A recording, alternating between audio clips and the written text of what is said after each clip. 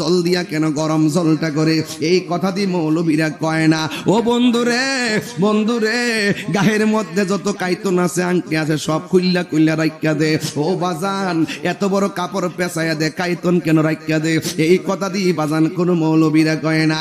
এ বন্ধু দেখেন, মানুষ মারা গেলে এখানে শতকরা 90% পোলা পান মানুষ মারা গেলে কেমনে গোসলটা দেওয়াইতে হয় এই নিয়মটাও তারা জানে না। আবার মানুষ মারা গেলে কেমনে কাফনের কাপড়টা কাটতে হয় এই নিয়মটাও মুসলমান হইয়া জানে না। এর চাইতে দুর্ভাগ্য বিষয় আর কিছুই হতে পারে না। আরে আপন মা মারা গেলে 3 গ্রাম পারিয়া যাইয়া ওই ইমাম সাহেবরে যাইয়া কয়, হুজুর আমার মার জানাজাটা আপনি পড়াইয়েন, কিন্তু আপনার আপন মায়ের জানাজাটা কেমনে দেওয়ান লাগে সেটাও আপনি শিখলেন না। আপনার মতো দুর্ভাগ্য আর কেউ না। আরে গোসল করাইতে গেলে চারদিক দিয়ে কাপড় টানায় গোসল করা, ওই গোসলের ভিতরে অনেকে ঘৃণা কইরা যায় না, কই গোসল করাইতে গেলে আমার ডর লাগে, অথচ মুসলমান দরকার ছিল পানিটা আগায়া দেওয়া। ওই পর্দার ভিতরে যাইয়া আরে কোন রকম পানিটা আগায় দেওয়ার দরকার ছিল, কিন্তু আমরা যাই না। এ বন্ধু আমার, ওই গোসলখানার মধ্যে যাইয়া আমি যদি কোনো গোসলখানায় যাই, আমার এক অভ্যাস কি জানেন নি রে বাবা? আমি গোসলখানায় গেলে তার পেটের মধ্যে চাপ দিয়া মাথায় তৈরা তুইলা বসায়, যখন পায়খানা বের হয় তখন টিস্যু দিয়ে এটা পরিষ্কার কইরা দেই। অথচ আমাদের দেশের অনেক পোলাপানিটার ঘৃণা করে। আরে বাবা, ঘৃণা করেন কেন? আজকে এই লোকটা মৃত্যুর যন্ত্রণা ফুয়াইয়া ওই গোসলখানায় ঢুকলো, আজকে যদি আপনি ভালোবাসা ওই লোকটারে যাইয়া পায়খানা পরিষ্কার কইরা দেন, একদিন আপনি মারা গেলে আপনারও এমন ভাবে মানুষ পরিষ্কার কইরা দিব রে বাজাল। আপনি যদি কাহারও জানাজায় দৌড়াইয়া যান, একদিন দেখবেন আপনি মারা গেলে আপনার জানাজায় মানুষ দৌড়াইয়া যাইব।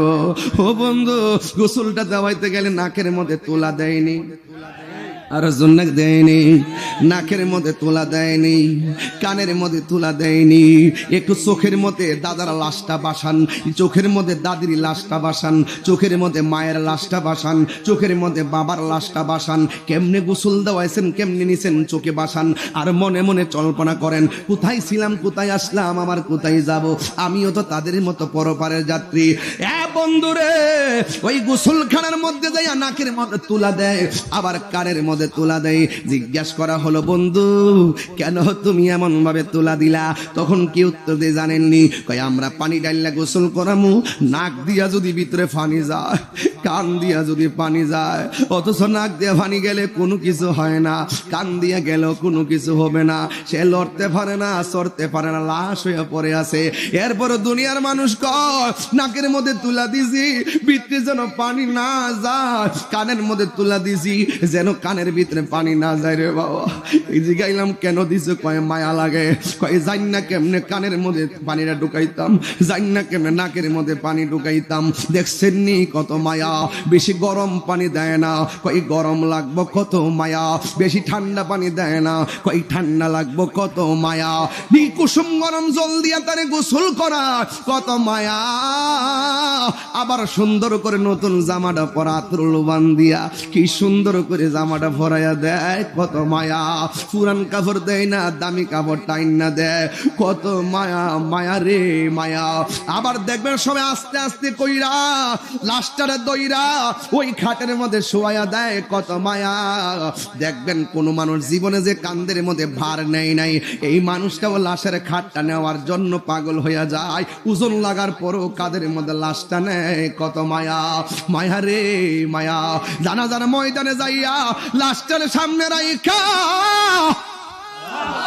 এমন ভাবে মানুষের কাছে কি সুন্দর করে মাপটাপ চাই, কত মায়া। হাদিস শরীফের মধ্যে ওই দিন আমার একজন প্রশ্ন করছে, কই হুজুর আপনি যে ওই দিন জানাজার নামাজের মধ্যে বললেন যে এই লোকটা কেমন ছিল, সবাই বলছে লোকটা ভালো ছিল। এই লোকটা কেমন ছিল? সবাই বলছে ভালো ছিল। এই লোকটা কেমন ছিল? সবাই বলছে ভালো ছিল। হুজুর আপনি যে বললেন কেমন ছিল, সবাই বলল ভালো ছিল, এটা দলিলের মধ্যে আসেনি। আছে মানে 100% আছে, হাদিসে মুতাওয়াতিরের মধ্যে আছে। বুখারী শরীফের মধ্যে আছে। যেই জায়গার মধ্যে নবী বলছেন কেউ যদি মাইয়াতকে সামনে রেখে বলে এমুকের ছেলে এমুকে কেমন ছিল, মানুষ বলে ভালো ছিল, এমুকের ছেলে এমুকে কেমন ছিল, এগুলো আমল করবেন, আমল করবেন, আমল করবেন। এমুকের ছেলে এমুকে কেমন ছিল, কয়ে ভালো ছিল, কয়ে ভালো ছিল।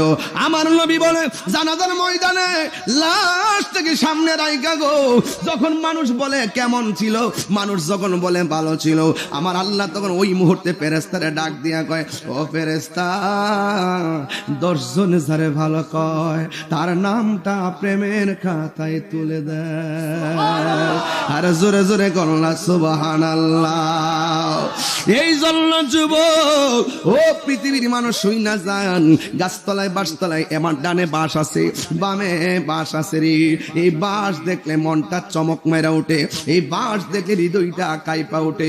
একদিন বাঁশের যার বাঁশ আমার কবরে স্থানী হয়ে যাবে। হায় রে বাঁশ, ও বাঁশ, বাঁশ রে, তুই আমার কবরের মধ্যে উপরে উপরে ছাদ দিবি, তুই এত দামি রে বাঁশ। বাঁশ দেখলে বড় আশ্চর্য লাগে রে। আমার নবী, আপনার নবী দেখেন কি সুন্দর, ডাক দিয়া কয়ে দেখেন যখন জানাজার মাঠে লাশটা লইয়া যায়, ফেরেশতারা ডাক দিয়া বলে, ও আল্লাহর বান্দা, তুমি দুনিয়াতে এতদিন ছিলা, এখন তুমি চলে যাচ্ছ, তুমি বলো না তোমার কবরে কে আপন হবে? বেঈমান হলে বলবে যারা আমার কাদের মধ্যে নিচে তারা হবে আমার আপন, জানাজার ময়দানে বলবে কে তোমার আপন হবে? বেঈমান হলে বলবে যে আমার জানাজার নামাজ পড়াইতেছে তারা হবে আপন। কবরে নামানোর সময় জিজ্ঞাসা করা হবে কে তোমার আপন? সে বলবে যারা আমার কবরে নামছে তারা আমার আপন। যখন কবর থেকে উঠে যাবে, ও আমার শাহের চরের বাবার, ও আমার নরসিংদী রায়পুরার বাবাজিরা গো, এবার আল্লাহর ফেরেশতারা বলবে, ও আল্লাহর বান্দা, তোমার কবরে এখন কে? তখন এই মানুষটা পাগলের মতো হয়ে যাবে। হাইরে দুনিয়া, আগে যদি জানতাম দুনিয়ার মানুষ এত স্বার্থপর, তাইলে কোনোদিন দুনিয়ার প্রেমে মস্তাম না। আগে যদি জানতাম মানুষ এত বেঈমান, তাইলে কোনোদিন মানুষের প্রেমে মস্তাম না। আমার জন্য ঘরের মধ্যে কাঁদলো, আমার কবরে কেউ আসলো না। আমার জানাজার নামাজ পড়াইলো, আমার কবরে কেউ আসলো না। আমারে গোসল দেওয়াইলো, আমার কবরে কেউ আসলো না। এই জন্যই তো আল্লাহ রাব্বুল আলামিন বলে দিয়েছেন, ইল্লাল্লাযিনা আমানু ওয়া আমিলুস সালিহাত। ঈমান রাখা আর নামাজ আমল করা বড় দামি জিনিস। এই দুনিয়ার কেউ পাশে থাকবে না। ঈমান যদি থাকে হৃদয়ের ভিতরে, আর যদি আমল থাকে অল বডিতে অলংকার, আপনার দুনিয়ার চিন্তা করা লাগবে না। আপনি যদি ঈমানদার হন, কবরে জিগাইব তোমার কবরে কে আপন হবে? চিৎকার মেরে করে আল্লাহু আকবার। তোমার কবরে কে আপন হবে? ওই মুহূর্তে ওই ইমানদাররা চুপ করে বসে থাকবে, কারণ ইমানদাররা তো ভালো করে জানে রে বাবা, ইমানদাররা তো ভালো করে জানে যে এই কবরের ভিতরে দুনিয়ার কেউ আপন হবে না। আমার ইমানটা আমাকে কাজে দিবে, আমার আমলটা কাজে দিবে। আর কবরের ভিতরে 3টা প্রশ্ন করা হবে। যার বডিটা পবিত্র থাকবে, যার আত্মাটা পবিত্র থাকবে, যার অন্তরে নবীর মহব্বত থাকবে, যার আমল দ্বারা অল বডিটা অলংকারে সেজে থাকবে, তার জন্য কবরে বড় সারপ্রাইজ আছে। কিন্তু যুবক ভাইয়েরা আমার, আমরা কবরের মধ্যে বডিটা লাগার আগে এই বডিটারে পাক বানাইতে হবে। কথা কোন ঠিক কিনা? ওই জামান নবী বলেন, আলা সাবধান, ওয়া ইন্না ফিল জাসাদি মুদগা, দেহের মধ্যে একটা টুকরা আছে, ইজা সলাহাত ইজা সলাহাত, যখন টুকরাটা সুস্থ থাকে, সলাহাল জাসাদু কুল্লু, তখন অল বডিটা ভালো থাকে। ওই ভিতরের টুকরাটা যখন ভালো থাকে, তখন অল বডিটা ভালো থাকে। ওয়া ইজা ফাসাদাত, যখন ওই টুকরাটা খারাপ হয়ে যায়, নষ্ট হয়ে যায়, ফাসাদাল জাসাদু কুল্লুহু, তখন ওই অল বডিটা ওই অল বডিটা নষ্ট হয়ে যায়। আলা আলা ওয়াহিয়াল কলব, আর ওই গোস্তের টুকরার নাম হলো কলব। এই জন্য যুবক ভাইয়ের আমার, কলবগারে পবিত্র করা লাগবে। আত্মাটা যার শুদ্ধ, বডিটা তার সুস্থ। আত্মা যারে পছন্দ করছে, অল বডিটা পছন্দ করবে।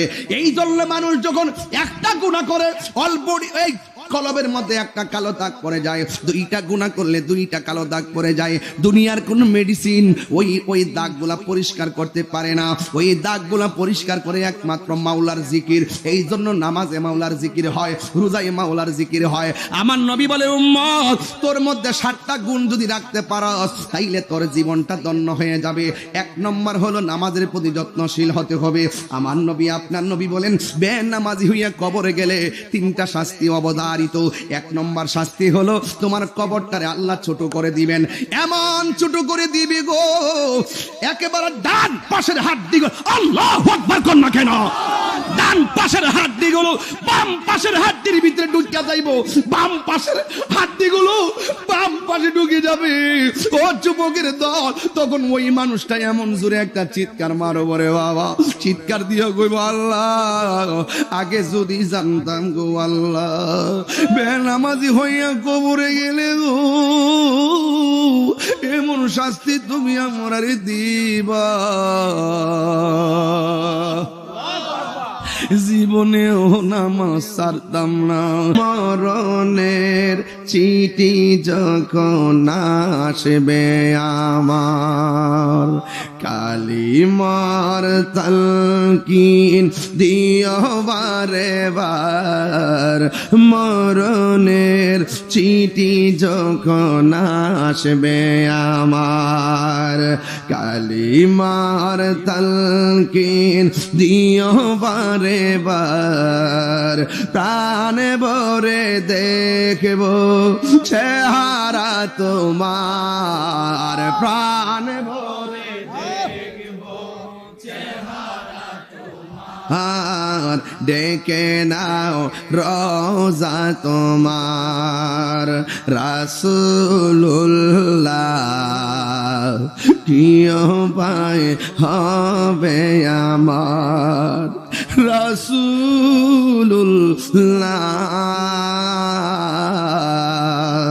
কি উপায় হবে আমার।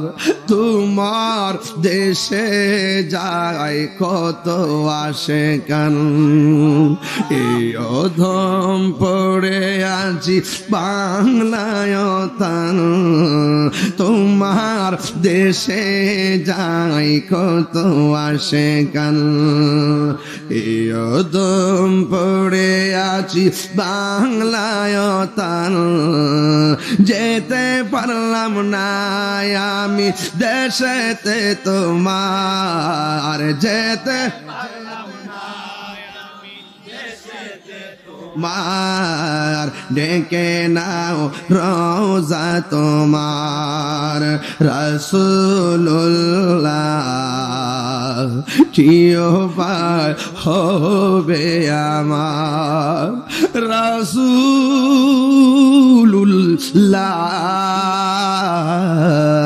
কি উপায় হবে আমার। ওই মাদিনার পথের ধুলি, এই মদিনা যেতে চাননি আপনারা?